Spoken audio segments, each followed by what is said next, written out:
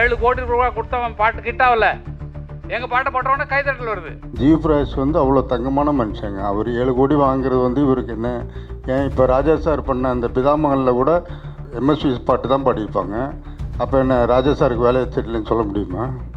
அந்த good bad ugly மியூசிக்கை பற்றி இளையராஜா சொன்னார், எல்லாம் சொன்னாங்க. அதெல்லாம் கரெக்டு. அது சினிமாவுக்குள்ளே இருக்கக்கூடிய எந்த சண்டையும் நிரந்தரமான சண்டையே கிடையாது. இங்கே 7 கோடி ரூபாய் கொடுத்து ஒரு மியூசிக் ரைட்டரை போட்டு அவன் பாட்டுக்கு கைதட்டல் விழாமல் எங்கள் பாட்டுக்கு விழுந்துட்டு இருக்கியா? நீ பொட்டு வச்ச தங்க கோடம் ஊருக்கு நீ மகுடம் போட்டோம். அந்த பாட்டை போட்டு நீங்கள் ஆண்டுங்கன்னு அர்த்தம். சொர்க்கமே என்றாலும் அது நம்மூரை போல வருமா? 7 கோடி ரூபாய் கொடுத்தவன் பாட்டு கிட்டாவில் எங்கள் பாட்டை போட்டவொடனே கைதட்டல் வருது. என் ஜோடி மஞ்ச குருவி நாடுன பாட்டு தான். சாஞ்சாடு நெஞ்ச தழுவின்னு மியூசிக் போட்டவன்ல ஓம் பாட்டு கிட்டாவில்லையா? எங்கள் பாட்டு போட்டவொடனே ஆளுக்கு கைதட்டான், உச்சில் அடிக்கிறான், டான்ஸ் ஆடுறான். அப்போ அதுக்கு கூலி எங்களுக்கு வரணும் இல்லை? எங்கள் பேர் போடாமல் தானே எங்கள் மியூசிக் ரைட்டருக்கு பணம் கொடுத்து அவ்வளோ கொடுத்து அவங்கள்ட்ட வாங்க முடியாது தானே எங்கள் பாட்டை போடுறீங்க. எல்லாருக்கும் என்னோட வாழ்த்து வந்த அனைத்து நல்ல உள்ளவங்களுக்கு என்னோட மாலை வணக்கம். இவங்க மலேசியாவிலேருந்து பல கனவுகளோட சென்னைக்கு வந்திருக்காங்க. நிச்சயமாக உங்கள் கனவெல்லாம் நினைவாகணுமென்று எல்லாம் இல்லை இறைவனை வேண்டிக்கிறேன். அவங்களோட முயற்சி தெரியுது. இப்போ படம் பார்க்கும்போது தெரியுது, ரொம்ப கஷ்டப்பட்டுருக்காங்க. நிச்சயமாக இது மாதிரி தான் ஒரு படம் மலேசியாவிலேருந்து பூச்சாண்டின்னு ஒரு படம் வந்தாங்க. இப்போ பார்த்தா அது பெரிய லெவலில் ஓடி பெரிய ஹிட்டாகி நெட்ஃப்ளிக்ஸில் இருக்குது. அதனால் இவங்களும் அது மாதிரி படங்கள்லாம் எடுப்பாங்கிறது எனக்கு நம்பிக்கை இருக்குது. நிச்சயமாக உங்களோட முயற்சி திருவினையானோம்னு சொல்கிறேன். அப்புறம் மேகனா பற்றி சொல்லணுன்னா, குரங்கு பொம்மை படத்தில் வந்து ஒரு கேரக்டரில் நடிக்க வந்தாங்க. அப்போலேருந்து எனக்கு மேகனா பழக்கம். அந்த நட்பு ரீதியாக கூப்பிட்டாங்க, அதுக்காக வந்தேன்.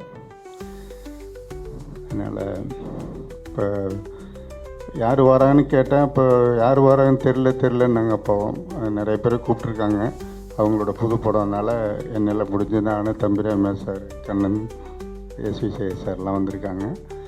இது மாதிரி வர்றவங்களை உற்சாகப்படுத்துறதுக்காக தான் நாங்கள்லாம் இருக்கோம். டெஃபினட்டாக சினிமாவுக்கு வாங்க, உண்மையாக உழைங்க. நிச்சயமாக உங்களுக்கான ஒரு இடம் காத்திருக்கு. ஆனால் அந்த உண்மை வந்து நேர்மையாக இருக்கணும். இருந்தால் நிச்சயமாக வரல அந்த சினிமாவில். அதில் எந்த வித மாற்றமும் இல்லை.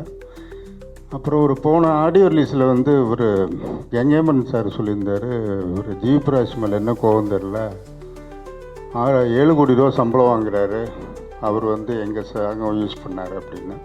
அந்த ராஜா சார் சாங்க அவருக்கு வேலை தெரியலையாங்கிற மாதிரி.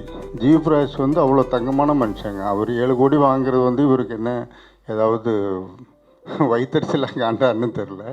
எத்தனையோ பஞ்சாயத்துக்கு நான் ஜிவிபிரகாஷ்கிட்ட போய் கேட்டிருக்கேன்.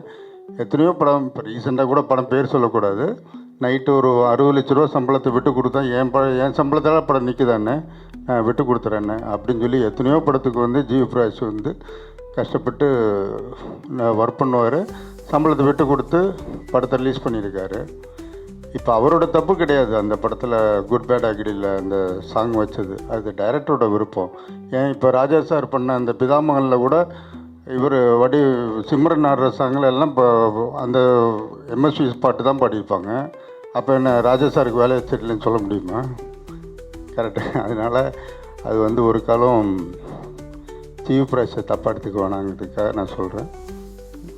நன்றி, வணக்கம். என்னங்க இந்த ஆடியோ நிறுத்த சொல்கிறீங்களா இல்லை என்னையே நிறுத்த சொல்கிறீங்களா? இது தேனப்பன் பேசினார் இல்லையா, அந்த குட் பேட் அக்லி மியூசிக்கை பற்றி இளையராஜா சொன்னார், எல்லாம் சொன்னாங்க. அதெல்லாம் கரெக்டு. அதுக்கு ரொம்ப நம்முடைய அருமை நண்பர் கங்கை அமரன் தான் கொஞ்சம் ஆவேசமாக பேட்டி கொடுத்தாரு, அதை பற்றி சொன்னார். அது கிளைமேக்ஸில் ஒரு விஷயம் நடந்தது.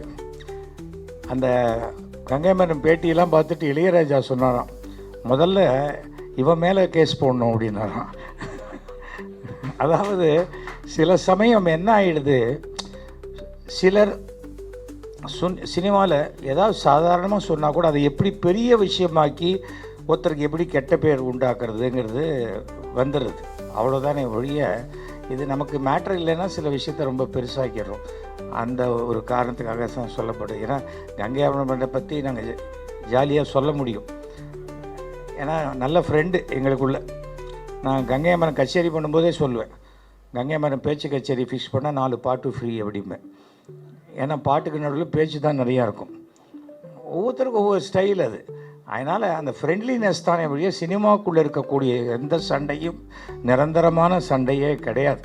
அது அந்த டயத்தில் எமோஷ்னலாக வெளில வருதே தவிர அது ஒன்றுமே இல்லை. அதே சமயத்தில் ஒரு இடத்துல பிரச்சனை இருக்குது, ஒருத்தர் நல்லவர் அப்படின்னா அதை மேடை ஏறி சொல்கிறதுக்கு இன்னொரு நல்லவரால் தான் முடியும். அது தேனப்பன் வந்து தைரியமாக சொன்னார். அதுக்காக தான் சொல்கிறேன். ஏன்னா தேனப்பனுக்கு எந்த மேட்ரை சொன்னால் நாளைக்கு இந்த ஆடியோ லான்ச்சில் இந்த மேட்ரு மட்டும்தான் வரும். எந்த சொல்லணும் அப்படிங்கிறத வச்சுருக்கார். ஸோ அதற்காக தான் சொன்னேன். மீண்டும் உங்கள் அனைவருக்கும் எங்களுடைய மனமார்ந்த வாழ்த்துக்கள். மேக்னா ஏன் இங்கே வந்து பண்ணுறாங்க மேடம், சும்மா விளையாட்டுக்கு தான் சொன்னேன்.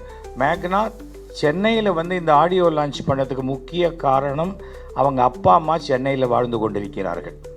அப்பா அம்மா வரணும், அவங்களுக்கு முன்னாடி இதை பண்ணணும்னு. மாதா பிதா குரு தெய்வம், பெற்ற தாய் தந்தை கல்வி போதிக்கக்கூடிய ஆசிரியர், இவங்களுக்கு கொடுக்கக்கூடிய மரியாதை நமக்கு கடவுளுடைய அருள் நேரடியாக கிடைக்கும். எப்போ அப்பா அம்மாவுக்காக இவ்வளோ முயற்சி எடுத்து வந்திருக்காங்களோ அவர்களுடைய ஆசையே இந்த படத்தை மிகப்பெரிய வெற்றி படமாக ஆக்கும். நன்றி, வணக்கம். இந்த சாங்ஸ் சார், இந்த சாங்கும் இந்த ட்ரைலரும் பார்த்துட்டு சொன்னீங்க இதில் ரொம்ப கிளாமராக இருக்குது அப்படின்னு சொல்லிட்டு. ஒரு ஃபியூ மந்த்ஸ் முன்னாடி ஒரு ஃபயர்னு ஒரு படம் வந்துச்சு. அந்த படத்தில் இருக்கிற விட அந்தளவுக்கு ஒன்றும் இல்லை, அந்தளவுக்கு கிளாமர் ஒன்றும் இல்லையே இதில். நான் சென்சாரில் இருந்தவன். அடிப்படையாகவே இதில் ஒன்று சொல்லுவாங்க, இந்த படத்தை பற்றி பேசும்போது இன்னொரு படத்தை கம்பேர் பண்ணக்கூடாதுன்னு சொல்லுவாங்க. அதுதான். அதனால் நான் ஃபயர் பார்த்துட்டு வந்து மறுபடியும் பேசுகிறேம்மா. அதை முதல்ல நீங்கள் பாருங்கள் சார். பார்த்தீங்கன்னா இதை பற்றி நீங்கள் பேச மாட்டீங்க. இதை பற்றி பேச தானேமா வந்திருக்கேன். சரி, ஃபயர் படத்தை ஒப்பிட்ட வரையில் மிகச்சிறந்த குடும்ப படமாக இருக்கும் இந்த படத்திற்கு என்னுடைய மனமார்ந்த வாழ்த்துக்களை நான் தெரிவித்துக் கொள்கிறேன்.